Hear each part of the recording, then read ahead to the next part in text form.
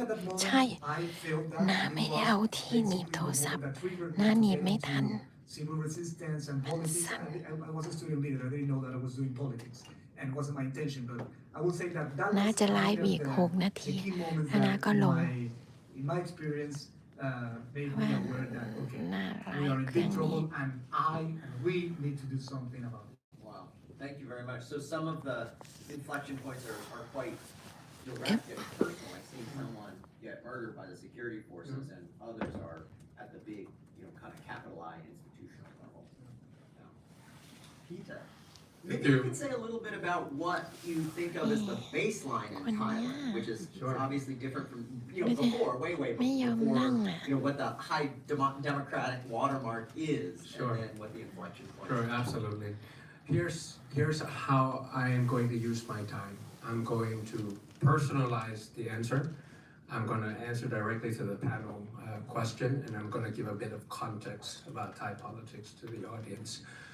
Personally, today marks a significant and painful anniversary for me, as my first party was dissolved exactly today 5 years ago. It was called Future Forward Party. I was party list number 4. Today, 5 years ago, was the day I became the designated survivor and start Party 2.0, which is the Move Forward Party.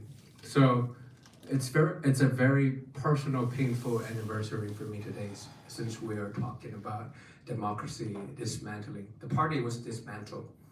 That's the autocrat's way of slowing สั่น down จังเลยอ่ะ That's the personal note to explain to people, what happened to Thailand using my personal experience. And now it's Party 3.0, which we are seeing a different kind of challenge. To answer Professor's เขาไม่ได้ยิ้มนะ question directly เป็นมุ without ม logic, ปากยิ้ม อัต the โน inflection มัติ point was the military coup. Not a lot of people knew that I was his student in ethics 2006 for a very short amount of time, because military coup hit Thailand in 2006. So I had to leave the Kennedy and return home. And then there was another second military coup now that the army, the military, and the autocrats start to understand that they have an alternative model, that it doesn't have to be military coup. It can be judicial coup. It doesn't have to be warfare on the streets. It can be lawfare in the courtroom. It doesn't have to be violence on the street. It can be violence in the courtroom. So that's why all these party dissolution that I explained to you earlier becomes an alternative, almost like a right-hand thing and a left-hand thing, in order to พูดไม่ retain มีโพ power ยเลย for a พู very ด long จากสม time. องล้วนๆนะ Now I'm going to go to the context so that I give the floor back, and if ไม่มี there's ส a คริป follow-up ต์ question, then we can think about this as a framework thinking, because today's topic is about dismantling of democracy. Usually it's the Democrats or former Democrats that gets inside the system and finally turn things around, dismantle things, so that it becomes less democratic, so that they cling on to power. That's the topic of today's discussion. So if you break it down, is they dismantle a couple ใช่ of things. First is they will dismantle constitution, which is the rule of law.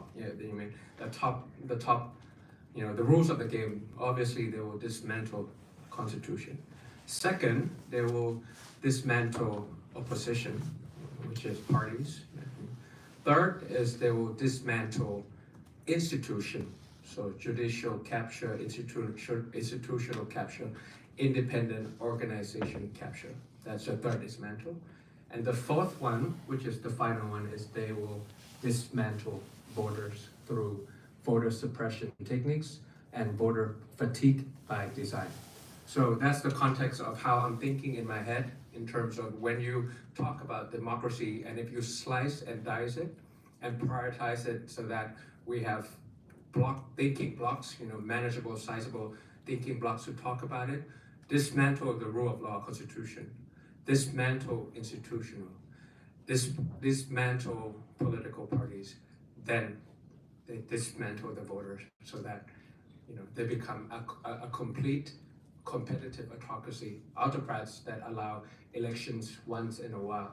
But if the result is not as they wanted, they can always